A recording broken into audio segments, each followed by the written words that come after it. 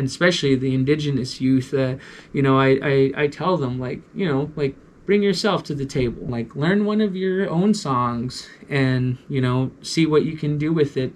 Learn where you're coming from. If the youth can grasp the idea of individualism, I think there's going to be a ton more just great musicians coming up. Hey everybody, it's Ronnie. I have the pleasure of sitting next to an amazing artist, Delbert Anderson. And if you could just tell our audience a little bit about you, what great nation you hail from and stuff like that. Yeah, well, name's Delbert Anderson, and I was born on the Navajo Nation, Shiprock, New Mexico. I am Diné, federally recognized as Navajo. And, I'm an artist. I have a family of 4 girls, 1 boy, so pretty big family, wife and 5 children. And I just been sort of touring around the world and doing just various different projects with art. Everything's sort of coming from the idea of indigenous. So I'd like to do a lot of different things that really elevate the Diné culture. Trumpet. Why not saxophone or some drums or anything like that? It's a funny story because because it was the trombone guy demonstrating, I first went to the trombone section, and I was trying to, at the time they put you on the instrument and they tell you to try and make a noise, and I wasn't able to make anything of the trombone, and they were like, oh, maybe you should go to the trumpet section because maybe you can make a sound there. And so like trombone was sort of my first choice, but also I was just excited to play anything, and so I went to the trumpet section, and the guy handed me a trumpet and he was like, okay, you blow like this, and he was kind of demonstrating, and I made like 2 little squeaks, like it wasn't like a big sound or anything. And then the guy was like, yeah, man, you're a trumpet player. So that's just kind of how it happened. And I had friends, they were telling me like, let's go play clarinet and flute, and I'm like, man, I don't really want to, but he was like, cause that's where all the girls sit, So he was like, let's go play. And I'm like, oh man, like, I'm gonna play trumpet, man. And he was like, okay. Well, what inspired you that you need to make this a career in life? Fairly early on, in 6th, 7th grade, I was already playing with the community jazz band, and so I was really young, small, short dude coming into like all these adults that are playing this great jazz big band music.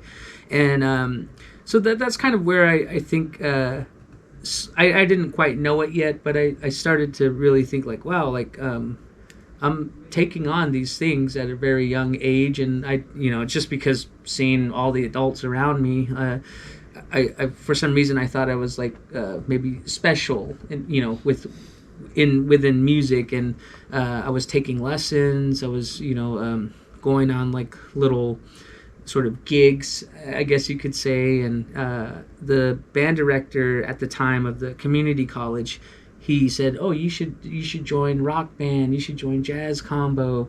And so I was doing that on the side too, so I was fairly busy pretty early on, and I kind of just sort of got used to the idea of like, oh, this is just what musicians do, really no direction or anything. But in high school, Eastern New Mexico University, I was a freshman then, they kind of started taking notice of me. And so, every year they would come to like our school, and they'd always have these little talks with me like, oh, you need to come to Eastern, blah, blah, blah. And as soon as I reached, the 12th grade or senior, they asked me to come play at, Eastern New Mexico University. And at the time, I wasn't really thinking of college or anything like that, but they were the only ones who offered me like a full ride scholarship. So I'm like, yeah, I'll go there.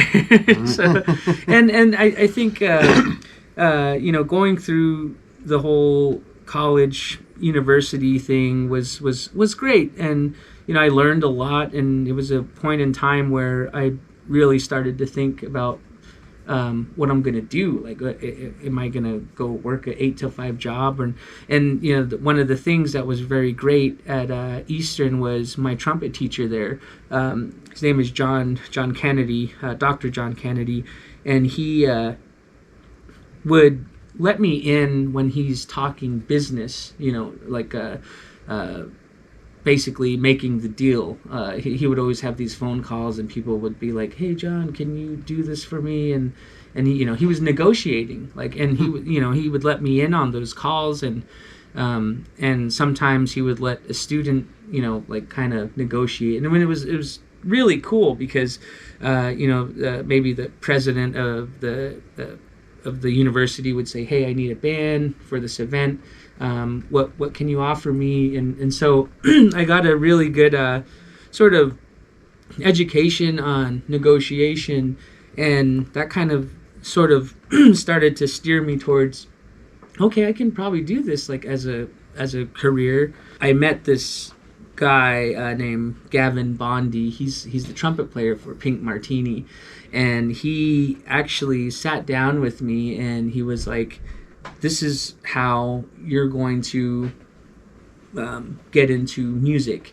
And he broke down my finances. He was like, "You need to take care of all your debts right now. Like, make sure you have no bills. Make sure all these, like, great things." And he also said, "Make sure you don't have any kids." I'm like, "Oh man, I already have 3." like, so I was like, "I guess this isn't for me, you know." But he was like, "No, that's fine. That's fine. You just got to work harder, you know." So he was laying it all out, being really real with me, and that's when I started to really think about, like, okay, maybe I can do this. So I still have this sheet of paper where he was writing all these things, like things I needed to do. What happens? What's the process when you sit down and, like, all right, let's make a new song? Yeah. You know, I went about composing songs like all different ways. Some melodies I've made within, you know, 6 seconds, and like, okay, yeah, this is a song. Other times, you know, maybe I've been doing this thing lately. I haven't been doing it a whole lot, like in my earlier when I started everything, but I would take the voice memos on phone and just start it, and I'll start practicing. I do this thing called practice for no reason, because everyone today, especially in the, you know, the school systems, everyone is playing, but they're playing for, like, they're either their studies, they're playing to just do it for, you know, because the teacher told them to. No one just picks up a horn and just, like, plays just for the fun of it anymore. It seems like everything's very, like, it's it's like every time people play now, they have some kind of expectation in mind, or they're thinking of, oh, I need to get better to do this. But this practice that I'm talking about has no goal, has no, you know, it's just me with the instrument, and I'm just, you know, working things out, I guess. And so there's no purpose. So I'm just playing, and those are the rehearsals that I try to, like, you know, put on the phone. And sometimes, like, I'll listen back and I'll be like, oh, that was pretty cool what I did right there, and, you know, and I'll take that little chunk and then keep listening, and I'll be, oh, I like that part too. And so I'll kind of, like, form it and make these songs, and you know, that's sort of one way that I try to compose. The other way is either going to the elders and they tell me about, like, a certain landscape, and I would really take in that story and really start thinking, like, okay, how can I portray this in music? How can I make this, you know, if someone were to listen to a song, they could recognize, like, oh, that's what it is, you know. And so there's that process too, which I think is a little more, like, popular in terms of, you know, what we do. And there's obviously, you know, research that I'm involved in too, that like historical Diné figures. This gentleman named Jacob C. Morgan, he was a Diné man who played classical trumpet. Like, his time frame was 1879 to 1950, And this guy had a career in music. He was touring with a lot of concert bands. He even was a guest artist with John Philip Sousa's band at one point. And just absolutely mind-blowing that, there was already a Diné trumpet player long ago who was like literally flying around all over the place and performing with sort of military bands. Nice. And like, so things like that, like I would look into history, and maybe he was very well known for performing a certain piece called The Holy City, Jerusalem. It's like a hymn basically, but that was sort of his trademark. He was known to play that solo. And so, I would go and find a version of it, and then me and Robert would play it. And, I got to tour it around and, tell everyone about this great trumpet player who lived, and actually he's from, not from, but he ended up living in Farmington, my hometown, the last years of his life, for about 20 years of his life. And he was born in Crown Point, New Mexico, which is like kind of out there, people will only know Crown Point if you're from that area. It's a very small town on the reservation, but it's so cool to bring that music back, or what music he was playing, and all that kind of stuff. So there's that side of composition too. And how do you approach teaching jazz improvisation? Wow, I messed that word up. To young indigenous students. Yeah, so I'm all about individualism, and I feel like if the idea of education is to turning someone into themselves. So it's not about, okay, here's the apple in the tree, you have to jump up and grab it. It's like, no, there is no apple, So anytime I'm like sort of in that education suit or whatever, it's all about making someone themselves, or having them evaluate themselves, and then translating that into like music. But what other projects or collaborations do you've got coming up that we should know about? Well, I've been working on like sort of a theatrical piece, and it was funded by the MAP Fund recently, so it looks like that's going to happen. Nice. But it's about the Diné creation story. The project's called RONN, which is basically our word of saying beauty, balance, harmony.